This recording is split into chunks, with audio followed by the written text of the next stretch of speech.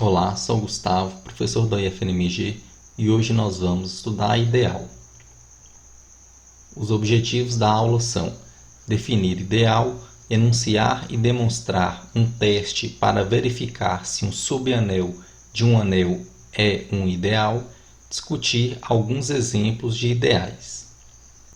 Definição: um subanel I de um anel A é chamado ideal de A se para todo A em A e para todo X em I tem-se X vezes A e A vezes X pertencentes a I. Neste caso, escrevemos essa informação desta forma aqui. Note que um ideal, a princípio, é um subanel de um anel A e, além disso, satisfaz essa propriedade aqui. Exemplo: para todo anel A, o conjunto formado somente pelo zero e o próprio A são ideais do anel. Qualquer outro ideal de A é chamado de ideal próprio. Se M é um número inteiro, então MZ é um ideal do anel dos inteiros. Nós já sabemos que esse conjunto MZ é um subanel de Z, então basta verificar essa segunda parte aqui da definição, ou seja, vamos considerar um elemento qualquer no anel e um elemento qualquer no ideal e mostrar que x vezes A e A vezes X pertencem ao ideal. Então, considere A um número inteiro, neste caso o anel é o conjunto dos números inteiros, e x um elemento no conjunto que eu pretendo mostrar que é um ideal. Logo, x vai ser um múltiplo de m, ou seja, x pode ser escrito como mk, onde k é um número inteiro, e x vezes a pode ser escrito como mk vezes a. Essa expressão pode ser escrita como m que multiplica ka, ou seja, esse x vezes a é um múltiplo de m e significa que x vezes a pertence a mz. Por outro lado, a vezes x pode ser escrito como a vezes mk. Como aqui nós estamos multiplicando números inteiros e a multiplicação em z é comutativa, nós podemos escrever essa multiplicação dessa forma para deixar claro que a vezes x é igual a um múltiplo de m.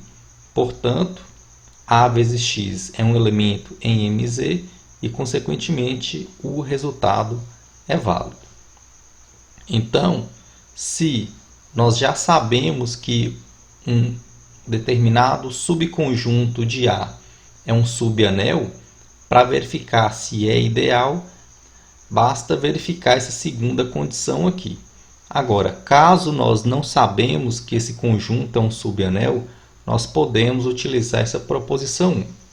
Então, um subconjunto não vazio I de um anel A é um ideal de A se somente se x menos y pertence a I, x vezes A pertence a I, A vezes x pertence a I, para todo A em A e para todo xy em I.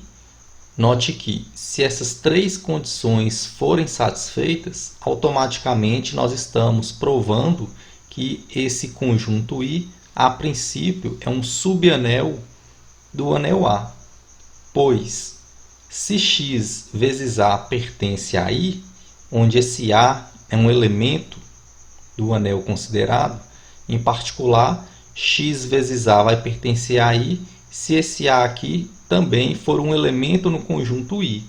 Portanto, a verificação dessas três condições aqui inclui a verificação de ser subanel. E neste caso nós não vamos demonstrar essa proposição 1, pois é semelhante à proposição 1 que foi demonstrado na aula de subanéis. O que a gente vai fazer agora é utilizar na prática essa proposição. Então, vamos provar que esse conjunto é um ideal do anel dos polinômios com coeficientes reais. Então, esse conjunto I é o conjunto dos polinômios cujas constantes são números reais, tais que o f de 0 é igual a zero, ou seja, o conjunto de todos os polinômios aqui que o zero é raiz. Então, vamos provar que esse conjunto de fato é um ideal. Como nós não sabemos se esse conjunto é ou não subanel, então vamos utilizar a proposição 1. Inicialmente, observe que esse conjunto é diferente do vazio, pois o polinômio nulo pertence a i. O polinômio nulo é o polinômio f de x igual a zero para todo x. E, neste caso, o f de 0 é igual a zero, então o polinômio nulo pertence a i. Agora nós vamos considerar P em Rx e os polinômios Q e R em I. Logo, para provar que Q menos R pertence a I, nós temos que provar que Q menos R aplicado em zero resulta em zero. Logo, Q menos R aplicado em zero, por definição, é o Q de 0 menos R de 0. Como Q e R pertencem a I, então Q de 0 é igual a zero, o R de 0 também é igual a zero, então essa conta aqui resulta em zero, ou seja, Q menos R de fato é um elemento em I. Agora, nós vamos mostrar que P vezes Q e Q vezes P também são elementos em I. Para isso, nós vamos considerar aqui P vezes Q aplicado em zero, que por definição é P de 0 vezes Q de 0. Eu não sei qual é o valor do P de 0, mas eu sei que o Q de 0 vale 0, pois Q pertence a I. Logo, P de 0 vezes 0 é igual a 0, e o mesmo vai acontecer com Q vezes P aplicado em 0, que por definição é Q de 0 vezes P de 0, o Q de 0 vale 0, então, independentemente do valor do P de 0, 0 vezes o P de 0 resulta em 0. E, portanto, pela proposição 1, esse conjunto é um ideal do anel de polinômios com coeficientes reais. Exemplo B. Se A é um anel comutativo e I é um ideal de A, então este conjunto aqui, que é o conjunto formado pelos elementos A em A, tais que A elevado a n pertence a I para algum n maior do que zero, é um ideal de A, chamado radical de I. Então, o radical do ideal I é o conjunto formado pelos elementos A do anel, tais que existe algum número inteiro maior do que zero, de forma que A elevado a n pertença a I. Então, como nós não sabemos se esse conjunto é ou não subanel, vamos utilizar a proposição 1. Então, esse conjunto é diferente do vazio, pois o zero pertence a esse conjunto. Então, para mostrar que o zero pertence a esse conjunto, nós devemos mostrar que existe um número inteiro maior do que zero, de forma que o zero elevado a este número pertença a I. E nós sabemos que o zero elevado a 1 é igual a zero, e como I é um ideal de A, o zero pertence a I. Então, 0 elevado a 1 pertence a I, e isso significa que o zero pertence ao radical de I. Agora, tome A um elemento no anel e xy dois elementos no radical de I. Então, aqui no lugar desse I é radical de I. Então, como x e y pertencem ao radical de I, logo existem dois números inteiros maiores que zero, tais que x elevado a m e y elevado a n pertencem a I. Então, aqui eu estou utilizando somente a definição do radical de I. Daí, nós temos que mostrar que x menos y pertence ao radical de I e também que xa e ax também pertencem ao radical de I. Primeiramente, como A é comutativo, eu não preciso me preocupar com a ordem das multiplicações.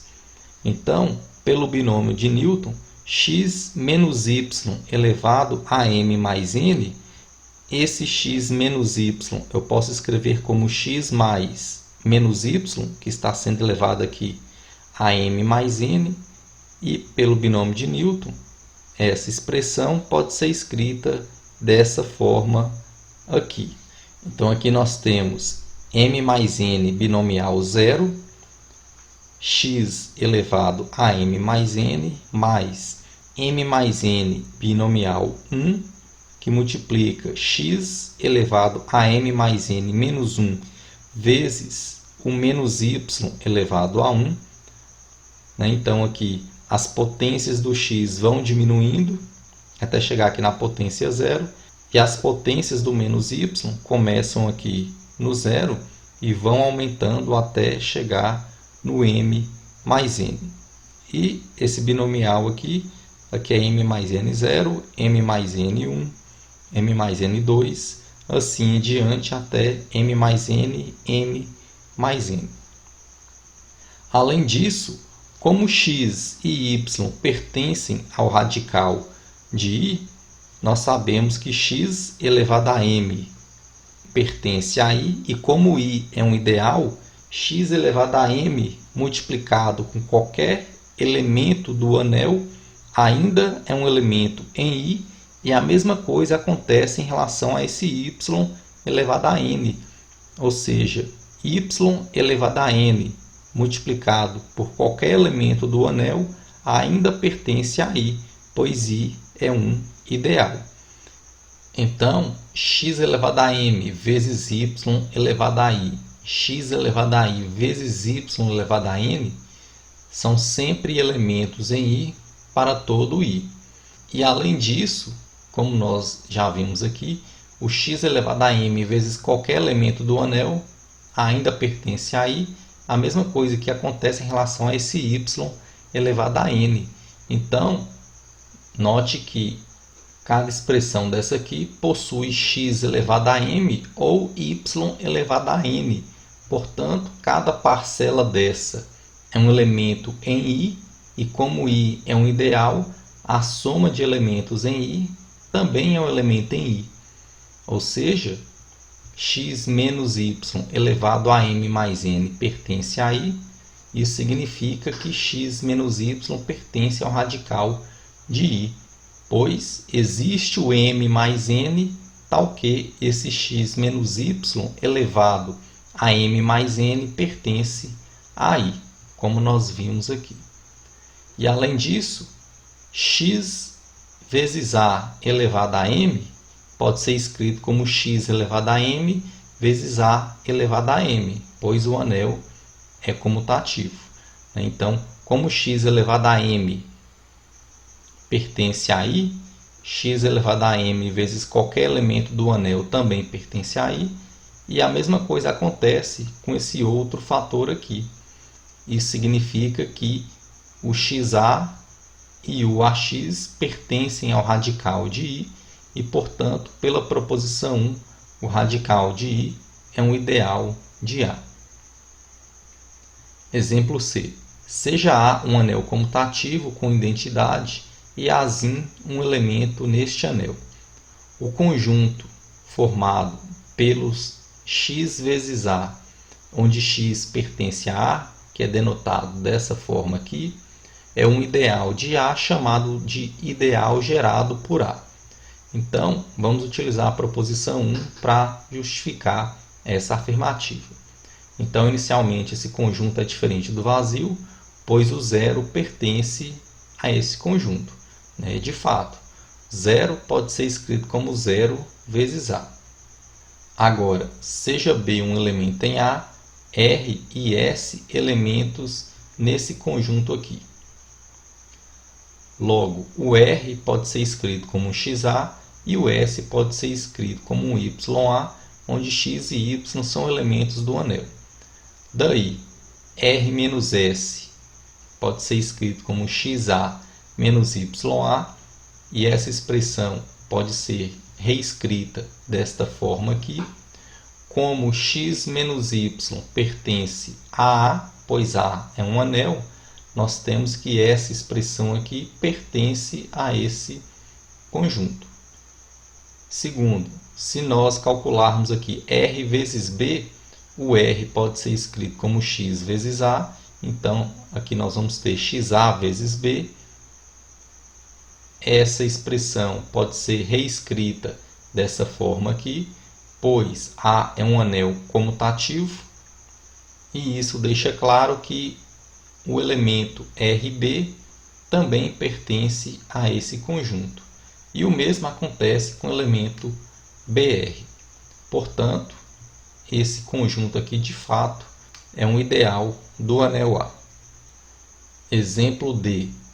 Este conjunto I, formado pelas matrizes dessa forma, onde A e B são números reais, não é ideal do M2R, que é o anel das matrizes 2×2 com entradas reais. Note que, a princípio, esse conjunto I é um subanel do M2R, mas ele não vai ser ideal, pois esta matriz pertence a I, esta matriz pertence a este anel, mas se multiplicarmos aqui o x por m, fazendo aqui linha vezes coluna, nós obtemos o 2. Linha vezes coluna, aqui nós obtemos o 1. Aqui o 4 e aqui o 2. Nós obtemos uma matriz que não pertence ao conjunto I. E pela proposição 1, nós podemos afirmar que esse subanel não é um ideal. Mas note que, se nós tivéssemos calculado m vezes x, nós iríamos obter uma matriz que pertence a esse conjunto I. Na verdade, note que para qualquer matriz que eu considero em I e qualquer matriz que eu considero neste anel, m vezes x sempre vai pertencer a I. Neste caso, nós dizemos que esse conjunto aqui, esse subanel do M2R, é um ideal à esquerda do M2R, pois isso aqui é sempre válido. De modo semelhante, verifica-se que para o subanel J de M2R, nós temos que x vezes m pertence a J para todo x em J e para todo m no M2R. Logo, dizemos que esse J é um ideal à direita de M2R. Então, no início desta videoaula, nós definimos o que é um ideal. Aqui nós estamos comentando que existem os ideais à esquerda e ideais à direita. Mas no nosso caso, nós vamos focar somente nos subanéis que são ideais. Proposição 2. Sejam A um anel com identidade e I um ideal de A. Então, a identidade pertence ao ideal se somente se este ideal é o próprio anel. Ou seja, se a identidade do anel pertence a um ideal, então esse ideal é todo o anel A. Como aqui nós temos um se somente se, nós temos que provar a ida e a volta. Então, a ida eu tenho como hipótese que a identidade do anel pertence a I. O que nós vamos provar é que I é igual ao anel A. É óbvio que I está contido em A. Agora nós vamos mostrar que A está contido em I. Para isso, tome A um elemento neste anel. Como 1 pertence a I e I é um ideal, então 1 vezes A pertence a I. Mas 1 vezes A é igual a A, ou seja, dado qualquer elemento no anel A, este elemento pertence a I. Portanto, A está contido em I e o resultado é válido. Agora a volta é trivial, pois se o anel A possui identidade e A é igual ao ideal I, é claro que a identidade vai pertencer a I, pois o I é igual a A. Agora nós vamos definir o que é um ideal maximal. Definição: considere A um anel e M um ideal de A diferente do A. Aqui é um M maiúsculo. Dizemos que M é um ideal maximal de A quando M não está contido em nenhum outro ideal de A. Ou seja, se I é um ideal de A, com M contido em I, que está contido em A, então ou M é igual a I, ou I é igual ao anel A. Ou seja, se M está contido em um ideal próprio de A, esse M só pode ser igual ao I. Por exemplo, no anel dos inteiros, estes dois ideais não são maximais, mas este ideal aqui é um ideal maximal. Lembrando que este ideal aqui é o conjunto formado pelos múltiplos de 0, aqui pelos múltiplos de 10, aqui pelos múltiplos de 5. Então, esse aqui é o 0z, o 10z e o 5z. Então, nós já vimos que o mz é ideal de z para todo m inteiro, e significa que esses três conjuntos aqui, de fato, são ideais. Agora, por que esses dois ideais não são maximais? Note que este ideal está contido e é diferente deste ideal, que está contido e é diferente do anel dos inteiros. Ou seja, este ideal está contido em um ideal próprio de z. Por esse motivo, o ideal gerado pelo zero não é maximal. E a mesma coisa que acontece com o ideal gerado pelo 10, pois este ideal está contido e é diferente do ideal gerado por 2, que está contido e é diferente do anel dos inteiros. Agora vamos provar que este ideal aqui é um ideal maximal. Suponha que exista um ideal I tal que o ideal gerado pelo 5 está contido em I, está contido em Z, com o ideal gerado pelo 5 diferente deste ideal. Então, nós vamos mostrar que este ideal de fato é igual a Z, né? Pois, pela definição, se isso aqui acontece, então M é igual a I ou I é igual a A. Então aqui eu estou considerando que o 5 é diferente do I, ou seja, eu estou considerando que o M é diferente do I, então nós vamos provar que o I aqui é igual ao anel. No nosso caso, nós vamos mostrar que esse I é igual ao anel dos inteiros. Como esse anel dos inteiros possui identidade, o que nós vamos fazer é mostrar que a identidade do anel pertence a I. E pela proposição anterior, se isso acontece, nós temos que o ideal é todo o anel. Sendo assim, se o ideal gerado pelo 5 é diferente deste ideal I, isso significa que existe um elemento em I que não pertence ao ideal gerado pelo 5. Logo, esse x não é um múltiplo de 5, e como 5 é um número primo, isso significa que o MDC de x e 5 vale 1. Pelo teorema de Bezout, existem inteiros R e S, tais que x vezes R mais 5 vezes S é igual a 1. Mas nós sabemos que x pertence a I é ideal, então este elemento pertence a I. Também o ideal gerado pelo x está contido em I, e significa que este elemento aqui também pertence a I. Então, esse elemento pertence a I, esse elemento pertence a I, então essa soma pertence a I, e significa que o 1 pertence a I. E pela proposição anterior, se a identidade do anel pertence ao ideal, o ideal é o próprio anel, e com isso a gente termina essa demonstração. Agora nós vamos definir o que é um ideal primo. Definição: seja A um anel e P diferente de A, um ideal de A. Nós dizemos que P é um ideal primo de A quando dados x, y em A, tal que x vezes y pertence a P, tem-se que x pertence a P ou y pertence a P. Por exemplo, no anel dos inteiros, o ideal gerado pelo 6 não é um ideal primo, mas o ideal gerado pelo 5 é um ideal primo.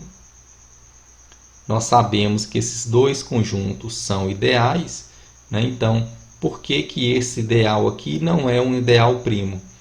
Nós sabemos que 2 e 3 são números inteiros, 2 vezes 3 pertence a esse ideal, mas nem o 2 nem o 3 pertencem a esse ideal. Portanto, o ideal gerado pelo 6 não é um ideal primo.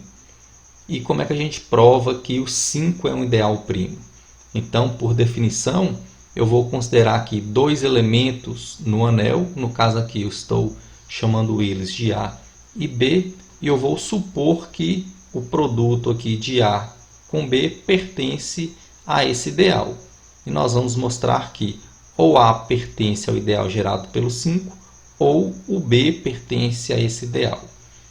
Como A vezes B pertence ao ideal gerado pelo 5, isso significa que AB vai ser um múltiplo de 5, ou seja, AB é igual a um 5K, onde K é um número inteiro, e daí nós podemos concluir que 5 divide A vezes B. Como 5 é um número primo e 5 divide AB, então 5 divide A ou 5 divide B. Portanto, nessa primeira situação, o A pertence ao ideal gerado pelo 5, e nessa segunda situação, o B pertence ao ideal gerado pelo 5 e, portanto, este ideal é de fato um ideal primo. Observação: os ideais maximais e ideais primos de Z são dessa forma, onde P é um número primo. E para provar essa observação, basta generalizar as ideias desses dois últimos exemplos. E com isso a gente finaliza a aula.